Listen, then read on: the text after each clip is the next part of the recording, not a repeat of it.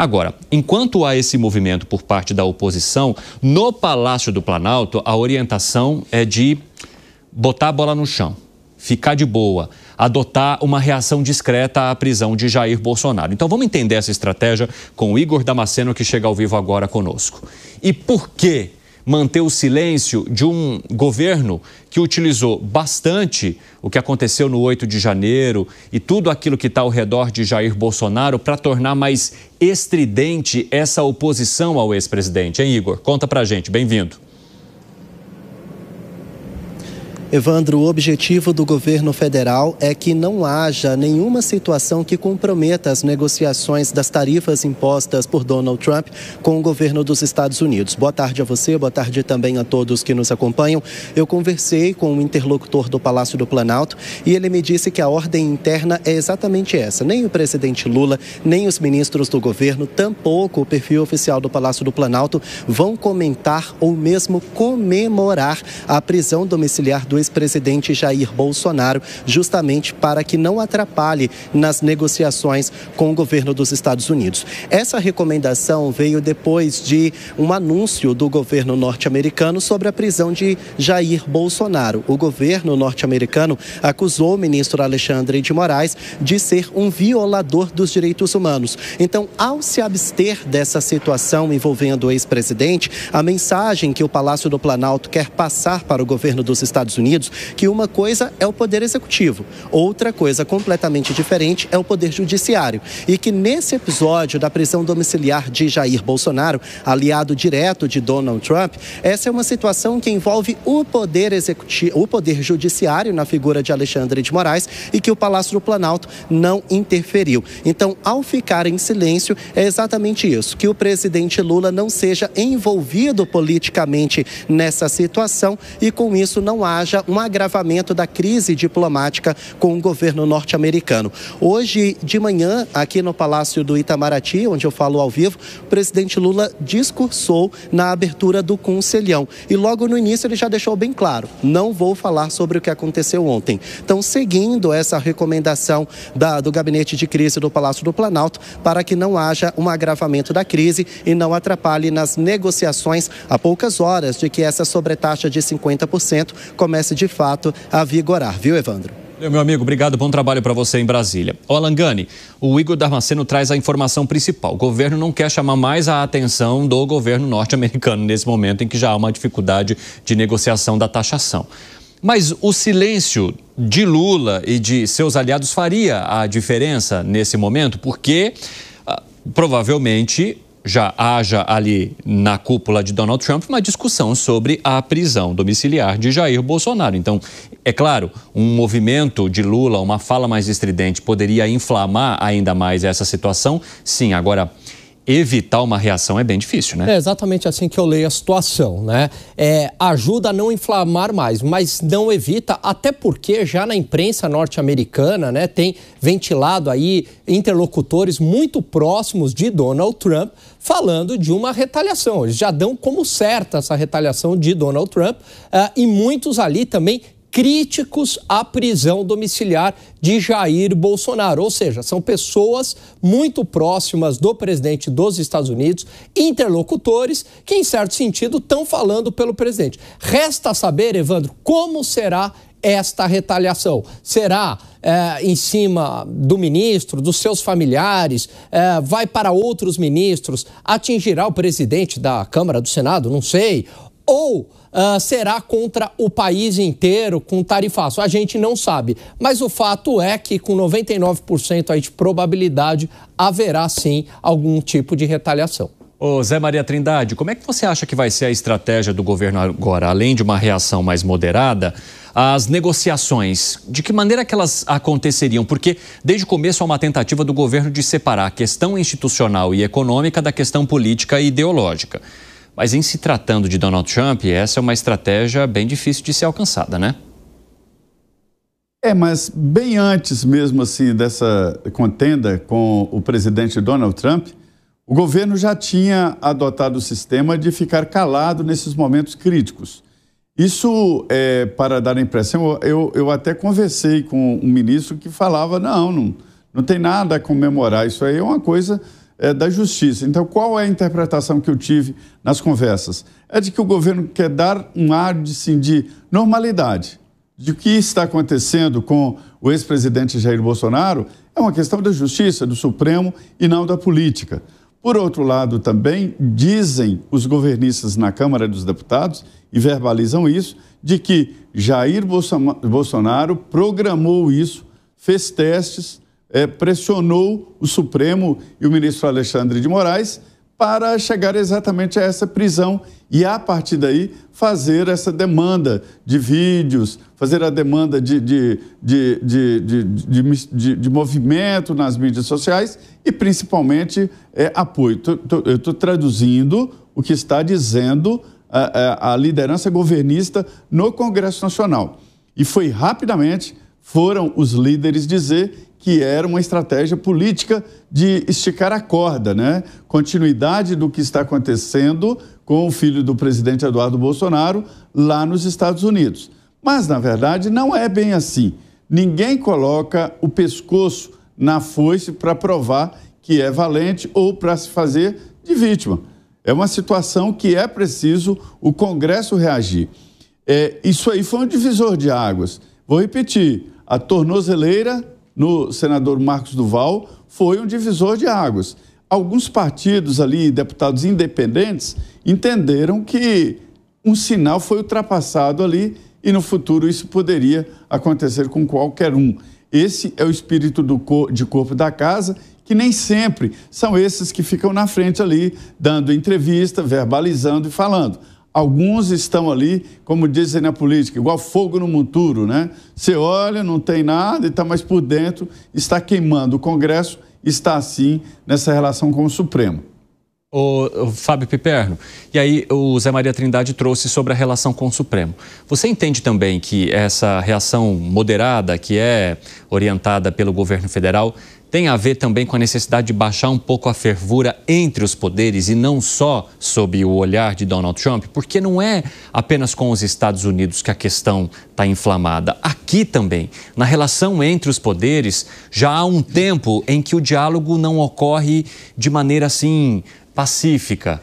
Agora, então, com muita gente questionando decisões que levaram à prisão do ex-presidente, é natural que os ânimos fiquem ainda mais irritados, né?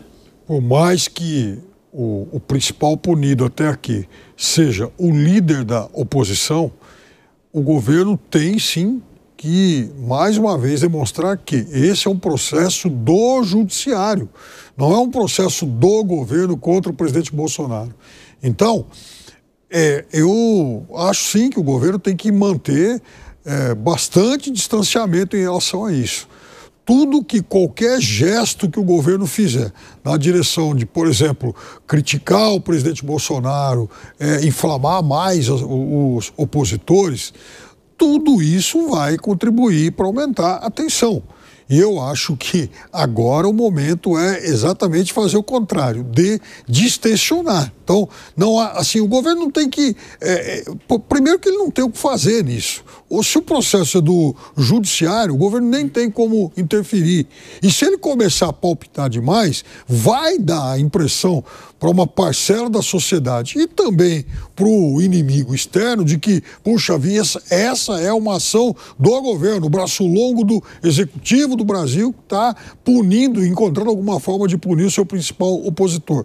Então, eu acho que esse distanciamento tático agora, ele é mais do que prudente. Fala, Gani. Eu concordo com o Piperno, não tem muito que o governo federal possa fazer numa situação como essa, né? Porque isso depende, essa escalada da tensão, do embate ali do Supremo Tribunal Federal com Jair Bolsonaro. Isso independe do presidente Lula, né, na negociação com os Estados Unidos. Mas tem uma questão interessante, Gani, porque parte dessa estratégia tem a ver com o fato deles não quererem que o ex-presidente Jair Bolsonaro utilize ainda mais o discurso de perseguição política. Porque para o presidente Lula e sua cúpula, se eles inflamarem demais os discursos contra Jair Bolsonaro, a exemplo do que já fizeram em outros momentos em que Jair Bolsonaro se ferrou. Mas se eles inflamarem esse discurso, há a possibilidade de falar, tá vendo? É um movimento político que resvala numa decisão judicial.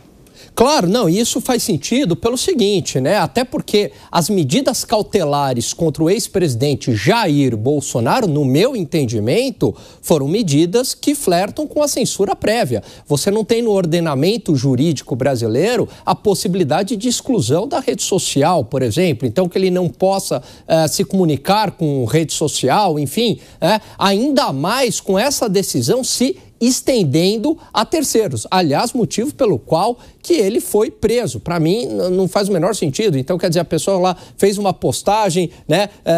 Ele, aliás, estava calado ali, né? Quando o Nicolas filmou e ele calado para mostrar a manifestação e, de repente, ele foi preso por isso. Então, é claro que isso já é uma situação que não tem liberdade de expressão, que dá um combustível, sim, para uma perseguição política. E aí o governo age com muita cautela, porque qualquer movimento nesse sentido pode, sim, inflamar ainda mais essa situação e dando aí algo muito concreto de perseguição política. Bruno Musa, quero te ouvir. Veja, está tudo nos documentos que o governo americano soltou sobre o seu plano de governo lá atrás, de forma direta e nas entrelinhas. O rearranjo geopolítico como um todo e tentar, ao que ele considera justo, trazer as disfunções do comércio internacional em favor dos Estados Unidos. Ajuste dos seus déficits comerciais, ajuste dos seus déficits em conta corrente e algo que poucos falam, que é justamente a manipulação da própria China através da sua artificial desvalorização da moeda em 50% do dia para a noite em 1994, que manteve a moeda desvalorizada até hoje, permitindo o acesso aos seus produtos no mundo de maneira muito mais competitiva, inundando o mundo que nós vimos basicamente a partir dos anos 2000. Práticas de dumping, subsídios, vendas de produtos com preço abaixo de produção justamente para ganhar mercado, e isso vem intensificando os déficits comerciais. Países mais autoritários, obviamente, têm as suas posições mais centralizadas no governo, e a China vem crescendo a sua influência, tanto na África como aqui na América Latina. E aí está o grande jogo da coisa: impor um freio ao regime autoritário, aos regimes autoritários. E não é coincidência que isso vem acontecendo com o Brasil. Lula vem recebendo o Maduro aqui no começo do seu mandato, disse que há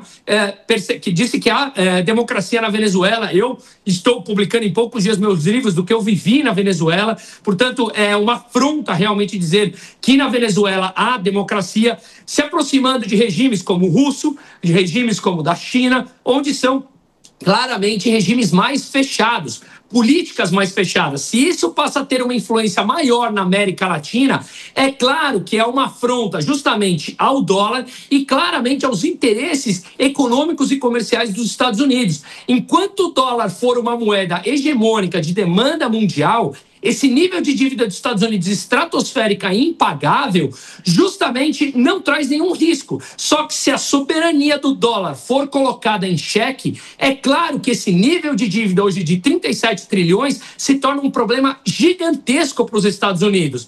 Então, o ponto aqui é que o buraco é muito mais embaixo. Não adianta ficarmos batendo apenas na tecla do econômico, apenas na tecla das tarifas. Isso é dar murro em ponta de faca. Ou precisamos aprender o jogo, ou eu faço aqui um desafio. Eu não lembro, se algum dos companheiros lembrar, por favor, alguém que peitou realmente de frente qualquer governo americano saiu vitorioso? Eu não lembro. E o que nós vemos é figuras do judiciário e o governo Lula, nesse último final de semana, batendo no dólar, peitando o regime americano, peitando o governo americano. E eu acho que isso não tem como sair bonito. Fala, Piperno, o que foi que você levantou a mão?